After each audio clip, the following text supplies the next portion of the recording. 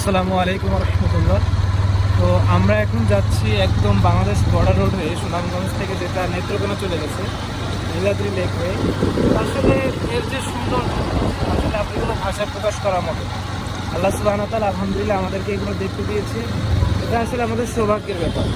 এই জায়গার আসলে পরিবেশটাই অন্যরকম। তা আফসোসের ব্যাপার, এই সমস্ত অঞ্চলে প্রচুর পরিমাণে খ্রিস্টান মিশনারির কাজ চলে।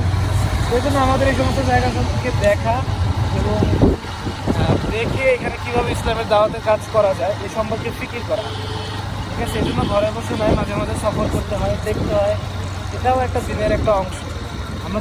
আমরা যদি নাই জানতাম তাহলে কীভাবে এখানে দাওয়াত দিতাম। তো এই দেখতে পাচ্ছেন যে আমাদের পিছনে হচ্ছে ভারতীয় মেঘালয়ের যে বর্ডারটা, সেই বর্ডারগুলো এখানে একদম স্পষ্টভাবে বোঝা যাচ্ছে।